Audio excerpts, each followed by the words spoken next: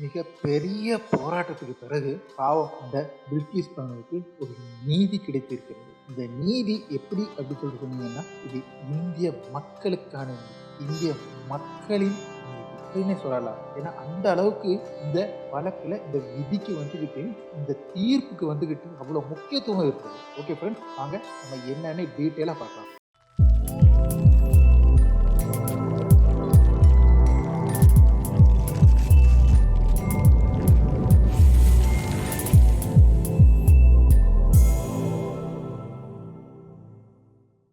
Hi friends, welcome back to SJ Tamil Nadu செய்திகள் and நான் உங்கள் எஸ்ஜே. ஃப்ரெண்ட்ஸ், ஜனவரி 8, 2024 இன்னைக்கு சுப்ரீம் கோர்ட்டு நீட்டாக ஒரு விதி கொடுக்குறாப்ப. அதாவது குஜராத் அரசு வந்துக்கிட்டு பில்கிஸ் பானு கேங் ரேப் கூட்டு பாலியல் பலாத்காரம் செய்யப்பட்டதற்கும் 14 பேரை கொலை செய்ததற்கும் வழங்கப்பட்ட ஆயுள் தண்டனையை ரத்து செய்து குஜராத் அரசு அவர்களை விடுதலை செய்தது செல்லாது அப்படின்னு சொல்லிக்கிட்டு தீர்ப்பு விட்டாங்க. சரி, இந்த வழக்கு ஃபுல்லாக நம்ம வந்துட்டு ஒரு ரிவைஸ் பார்க்கலாம். என்ன நடந்துச்சு, எப்படி நடந்துச்சு, இந்த வழக்கு ஒவ்வொரு காலகட்டமாக எப்படி போச்சுங்கிறத பார்க்கலாம். 2002 பிப்ரவரி 28 கோத்ரா ரயில் எரிப்பு சம்பவம் நடக்குது. இதில் ஆரம்பிக்குது பிரச்சனை. அன்னைக்கு குஜராத்தோட முதலமைச்சராக இருக்கிறது வந்துக்கிட்டு யாரு அப்படின்னு சொல்லிட்டு பார்த்தீங்கன்னா, இன்றைய பிரதமர் நரேந்திர தாமோதர் தாஸ் மோடி தலைமையில் அமித்ஷா அன்னைக்கு அங்கே உள்துறை அமைச்சர். இவங்க 2 பேரும் தான் இருக்கிறப்ப அன்னைக்கு கோத்ரா ரயில் எரிப்பு நடக்குது. அந்த ரயில் எரிப்புக்கு பின்னால நடைபெறும் மிகப்பெரிய சம்பவங்கள், ஏகப்பட்ட சிறுபான்மையினர், அதுவும் குறிப்பாக முஸ்லீம் இஸ்லாமிய சகோதரர்களையும் சகோதரிகளையும் தேடி தேடி தேடி வெட்ட குட்ட மிகப்பெரிய சம்பவம் நடக்குது. இந்த பிரச்சனைக்காகத்தான் நம்ம வந்துக்கிட்டு பார்க்கலாம், பிபிசி ஒரு டாக்குமெண்ட்ரி இறக்கி அந்த டாக்குமெண்ட்ரிக்கு எதிராக தான் பிபிசியில் வந்துட்டு மிகப்பெரிய ரைடும் நடக்கும். சரி, அப்போ இந்த கோத்ரா ரயில் எரிப்பு நடந்த பிறகு என்ன நடக்கு அப்படின்னு சொல்லிட்டு பார்த்தீங்கன்னா, மார்ச் 3 பில்கிஸ் பானு என்ற பெண்ணை, இந்த பெண்ணு வந்துக்கிட்டு அன்றைக்கு அந்த சம்பவம் நடக்கும்போது 5 மாத கர்ப்பிணி. பார்த்துக்கோங்க, 5 மாத கர்ப்பிணி. அந்த கர்ப்பிணியை அவங்க கூட இருந்த 14 பேர்த்த கொள்றாங்க. பார்த்துக்கோங்க ஃப்ரெண்ட்ஸ், 14 பேரை கொள்றாங்க. அவங்க குடும்பத்தில் இருக்கிற எல்லாத்தையுமே கொள்றாங்க. அதில் ஒரு பிஞ்சு குழந்தைய இருக்கு. அந்த பிஞ்சு குழந்தை காலை 2 பிடிச்சி சுவத்தில் வச்சு அடிச்சு கொள்றாங்க. கொடுமையில் மிக கொடூரமான கொடுமை. அரக்க மனுஷன் லிஸ்ட்லேயே எடுக்க முடியாது இந்த நூலிவானம். சரி, அது அங்கே நடந்த அதுக்கப்புறம் இவனை என்ன செய்கிறான்னு சொல்லிட்டு பார்த்தாங்கன்னா, இந்த 5 மாத கர்ப்பிணியை வந்துக்கிட்டு 11 பேர் பலாத்காரம் செய்கிறாங்க. இப்படி இந்த சம்பவம் நடைபெறுறது. இந்த சம்பவம் நடைபெற்ற உடனே, இது நடைபெற்ற பிறகு உயிரோடு இருக்க இந்த பில்கிஸ் பானு மட்டும்தான் கொலையராக இருக்கிறப்ப இவர்கள் வந்துட்டு என்ன பண்ணுறாங்கன்னா, மார்ச் 4 அங்குள்ள காவல் நிலையத்துக்கு சென்று புகார் கொடுக்குறாங்க. இந்த புகார் ஏற்றுக்கொள்ளப்பட்டு மார்ச் 5 எஃப்ஐஆர் போடப்படுகிறது. ஓகே, இந்த மார்ச் 5 எஃப்ஐஆர் போட்டுட்டு அப்புறம் தான் இங்கே குஜராத் அரசு, மோடியோட அன்றைய குஜராத் அரசு விளையாடாரு. நவம்பர் 6, 2022 அன்னைக்கு என்ன சொல்கிறாங்க அப்படின்னு சொல்லிட்டு பார்த்தீங்கன்னா, அப்போ தான் இந்த மோடியோட குஜராத் அரசு விளையாட தொடங்குது. இந்த விளையாட்டு அப்போ தான் ஆரம்பிக்கிறாங்க. அன்றைக்கு என்ன சொல்கிறாங்க அப்படின்னு சொல்லிட்டு பார்த்தாங்கன்னா, இந்த குற்றவாளிகள் கிடைக்கவில்லை அப்படின்னு சொல்லிட்டு திருப்பி 2003 பிப்ரவரி என்ன செய்கிறாங்க அப்படின்னு சொல்லிட்டு பார்த்தாங்கன்னா, இந்த போலீஸு கோர்ட்டில் வந்துக்கிட்டு மனு தாக்கல் பண்ணுறாங்க, ரிப்போர்ட் தாக்கல் பண்ணுறாங்க. அதில் இந்த குற்றவாளிகளை தேடி பிடிக்க முடியவில்லை, இதுக்கு வந்து தகுந்த ஆதாரங்கள் கிடைக்கல, அதனால் இந்த கேஸை க்ளோஸ் பண்ணலாம் அப்படின்னு சொல்லிக்கிட்டு கீழமை நீதிமன்றத்தில் கொடுக்க, கீழமை நீதிமன்றம் அதை ஏற்று இந்த கேஸை க்ளோஸ் பண்ணுறாங்க. உடனே பதறிப்போன இந்த பாதிக்கப்பட்ட பெண் என்ன செய்கிறாங்க அப்படின்னு சொல்லிட்டு பார்த்தாங்கன்னா, ஏப்ரல் 2003 உச்ச நீதிமன்றத்துக்கு போயிட்டு முறையிடுறாங்க. உச்ச நீதிமன்றம் இதை விசாரித்து என்ன செய்கிறாங்க அப்படின்னா, டிசம்பர் 6, 2003 இந்த வழக்கை சிபிஐக்கு மாற்றி உச்ச நீதிமன்றம் உத்தரவு கொடுத்துட்டு சிபிஐ விசாரிக்க சொல்கிறாங்க. ஜனவரி 1, 2004 அன்னைக்கு குஜராத் சிபிஐ இந்த கேஸை கையில் எடுத்துக்கிட்டு விசாரிக்கிறாங்க. விசாரிச்சுட்டு 20 பேர் மேலே வந்துக்கிட்டு குற்றம் சாட்டுறாங்க. இந்த 20 பேரில் வந்துக்கிட்டு 6 பேர் போலீஸ் ஆஃபீஸர், 2 பேர் டாக்டர், இப்படி சொல்லிட்டு இவங்க மற்ற 12 பேர் குற்றவாளிகள். இந்த லெவலில் வந்துக்கிட்டு இந்த கேஸு போக அங்குள்ள தடயங்களை அளிப்பதும் அப்படி ஒவ்வொரு வேலையுமா குஜராத் அரசு செய்ய வழக்கு அங்கே வச்சு நடத்த முடியாதுங்கிற நிலைமைக்கு தள்ளப்படுகிறது. அப்படி தள்ளப்படும்போது மீண்டும் உச்ச நீதிமன்றத்துக்கு இந்த பாதிக்கப்பட்ட பெண் செல்கிறார்கள். அவங்க போய் உச்ச நீதிமன்றத்தில் முறையீடு செய்த உடனே உச்ச நீதிமன்றம் என்ன செஞ்சுட்டாங்க அப்படின்னு சொல்லிட்டு பார்த்தீங்கன்னா, நேராக இந்த கேஸை எடுத்துக்கிட்டு ஆகஸ்ட் 2004 இதை மும்பைக்கு மாற்றுறாங்க.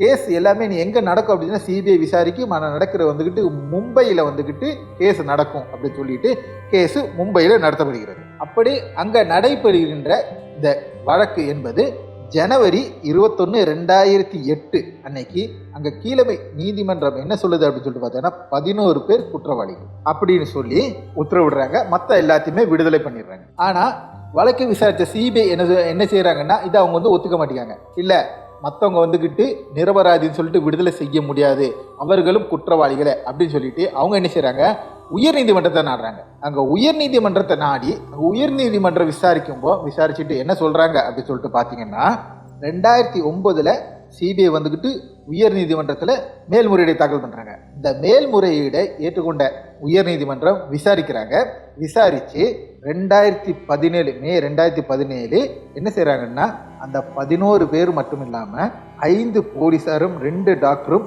குற்றவாளிகளே அப்படின்னு சொல்லிட்டு அவர்களுக்கும் தண்டனை வழங்கப்படுகிறது. இந்த தண்டனை வழங்கப்பட்ட உடனே என்ன செய்கிறாங்க அப்படின்னு சொல்லிட்டு பார்த்தான்னா, அப்படி இந்த போலீஸாரும் டாக்டரும் குற்றவாளிகளை அப்படின்னு சொல்லிட்டு உச்ச நீதிமன்றம் சொன்னாங்க.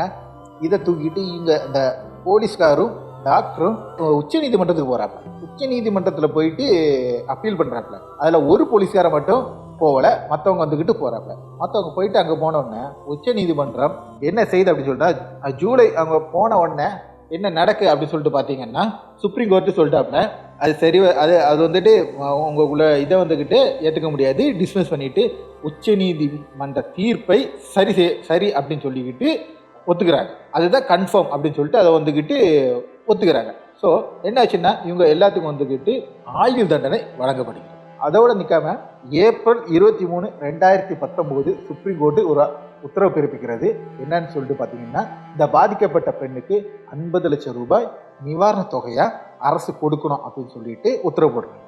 இப்படி சிறையில் அடைக்கப்பட்ட இந்த குற்றவாளியில் ஒரு ஆள் இறந்துடுறாப்புல, மீதம் இல்லை எல்லாத்தையும் என்ன செய்கிறாங்க அப்படின்னு சொல்லிட்டு பார்த்தாங்கன்னா, நீங்களே இந்த குற்றவாளிகள் யார் என்ன அப்படிங்கிறது இந்த ஸ்க்ரீனில் பார்க்கலாம். அந்த ஸ்க்ரீனில் அவங்களோட பேர் 11 பேருக்குள்ள முக்கிய குற்றவாளிகள் பேர் இதில் வந்துட்டு வெளியில் கொடுத்துருக்காப்புல. அந்த வெளியில் உள்ளது வந்துட்டு நீங்கள் பார்க்கலாம். ஓகே, அப்போ இந்த குற்றவாளிகள் இவங்க எல்லாரும் யார் அப்படின்னு சொல்லிட்டு பார்த்தீங்கன்னா, தாழ்த்தப்பட்ட சாதியிலையோ நடுத்தர சாதியிலோ பட்டவங்க கிடையாது.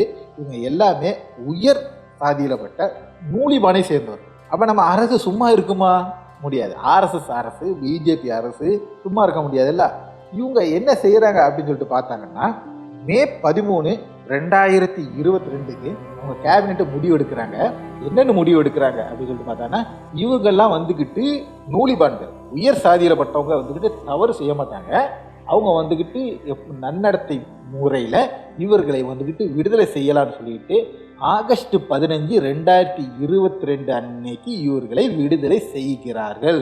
மாலை போட்டு ஆரத்தி எடுத்து இவங்களை ஜெயிலேருந்து வெளியில் கொண்டு வர்றாங்க. கேவலமான செயல். இதில் ஏகப்பட்ட எம்எல்ஏ, எம்பி, மந்திரின்னு சொல்லிட்டு எல்லாரும் இவங்க கூட வந்துக்கிட்டு ஸ்டேஜை பங்கிட்டு கொள்கிறாங்க. அவன் எவ்வளோ மோசமான, எவ்வளோ கேவலமான, எவ்வளோ கீழ்த்தரமான செயல் அப்படிங்கிறது நமக்கு புரியலாம். எப்படின்னு சொல்லிட்டு இவங்கெல்லாம் என்ன சாதியில் பட்டவங்க. இப்படி இருந்த நிலையில் தான் பில்கிஸ் பானு என்ன செய்கிறாங்கன்னா, சுப்ரீம் கோர்ட்டுக்கு வராங்க. மீண்டும் இப்படி பண்ணிட்டாங்களே அப்படின்னு சொல்லிட்டு அந்த வழக்கு எங்கே போகுது அப்படின்னு சொல்லிட்டு பார்த்தீங்கன்னா, ஜஸ்டிஸ் டிவி நாகரத்னா மேடம் அவங்களும் ஜோசப் சார் அப்படின்னு சொல்லிட்டு ஜோசப் குரியன் நினைக்கிறேன், குரியனாக இருக்கும்னு நினைக்கிறேன், கரெக்டாக அவங்க பேர் தெரியல, ஜோசப் அப்படிங்கிறத நமக்கு வந்து ரொம்ப ஞாபகம் இருக்குது. ஜட்ஜி ஜோசப் அவர்களுக்குள்ளே மூத்த ஜட்ஜி அவங்களுக்குள்ள பெஞ்சில் இவங்க இருவர் பெஞ்சுக்கு வந்துக்கிட்டு இந்த வழக்கு போகிறது. ஜோசப் சார் வந்துக்கிட்டு நல்லாவே அரசுக்கு நல்லா குட்டு வைக்கிற ஒரு ஆளுங்கிறது நல்லாவே தெரியும். அதனால் இந்த குஜராத் அரசு என்ன செய்யுது அப்படின்னு சொல்லிட்டாங்கன்னா, ஃபைலை கொடுக்க மாட்டேங்காப்ப, ஃபைலை கொடுக்காமல் இழுத்தடிச்சிட்டு இருக்காப்புல குஜராத் அரசு. ஜோசப் சாருக்கு கோவம் வந்துடுது. ஒரு கட்டத்தில் ஜோசப் சார் கேட்காப்புல, டேரெக்டாக கேட்காப்புல, சொலிசிட்டர் ஜெனரல்கிட்ட துஷார் மேத்தாட்ட கேட்குறாப்புல, இங்கே என்ன நினச்சிட்டு இருக்கீங்க, நீங்கள் இழுத்தடிச்சிட்டிங்கன்னா நான் இங்கே ரிட்டையர்டாகி போன பிறகு நீ இந்த கேஸை நடத்தலாம் அப்படிங்க நினைக்கிறீங்களா? உங்களோட செயல்பாடுகள் அப்படி தான் எனக்கு தோணுது அப்படின்னு சொல்கிறாப்புல. ஆனாலும் இவங்க வந்துட்டு அந்த ஃபைலை ஒவ்வொரு காரணம் சொல்லி வாய்தா வாங்கி அது இல்லை இது இல்லைன்னு சொல்லி நீதியரசர் ஜோசப் அவர்கள் இருக்கிற வர குரியன் ஜோசப் ஓகே நீதிபதி குரியன் ஜோசப் அவர்கள் இருக்கிற வர இவர்கள் அந்த ஃபைலை கொடுக்கவே இல்லை சுப்ரீம் கோர்ட்டில். அதுக்கப்புறம் அடுத்த பெஞ்சில் வந்தது தான் அதே டிவி நாகரத்னாவும் ஜஸ்டிஸ் உஜ்ஜால் அவர்களும் வந்துக்கிட்டு சேர்ந்து தான் அந்த சேர்ந்த பெஞ்சு தான் திருப்பி விசாரிச்சது. அந்த பெஞ்சு தான் இப்போ மறுபடி கொடுத்துருக்கு. இந்த மறுபடி என்ன அன்னைக்கு குரியன் ஜோசப் சார் என்ன நினைச்சிருந்தாங்களோ அதே இதை அப்படியே டிட்டோவை கொடுத்த மாதிரி தான் எனக்கு தோணுது. இதில் என்ன சொல்லியிருக்காங்க அப்படின்னு சொல்லிட்டு பார்த்தாங்கன்னா தீர்ப்பில் அவர்கள் விடுதலை செய்யப்பட்டது செல்லாது, அது முதல் பாயிண்ட். ரெண்டாவது பாயிண்ட், இவர்களை விடுதலை செய்ய குஜராத் அரசுக்கு உரிமையே கிடையாது அப்படின்ட்டாங்க, சுட்டி காட்டிட்டாங்கள. அவங்களுக்கு வந்துக்கிட்டு அவர்களை விடுதலை பண்ண குஜராத் அரசுக்கு எந்த வித அருகதையும் கிடையாது அப்படின்ட்டாங்க. ஏன்னா இந்த வழக்கு விசாரிக்கப்பட்டு தீர்ப்பு சொல்லப்பட்டது மகாராஷ்டிராவில். அதனால மகாராஷ்டிரா அரசுக்கு தான் அப்படி ஒரு தீர்மானம் எடுக்கனாலும் அவர்களால் தான் முடியுமே தவிர குஜராத் அரசுக்கு இப்படியாப்பட்ட தீர்மானம் எடுக்கவே முடியாது அப்படின்னு சொல்லிட்டு ஒரே போட்டு முடிச்சிட்டாங்க. அது மட்டும் இல்லாமல் அவங்க சொல்கிறாங்க மத்திய அரசும் மாநில அரசும் கிட்டத்தட்ட சட்ட திருட்டுத்தனமான வேலைகளை இந்த வழக்கில் வந்துக்கிட்டு நல்லாவே செஞ்சுருக்காங்க அப்படின்னு குற்றம் சாட்டுறாங்க.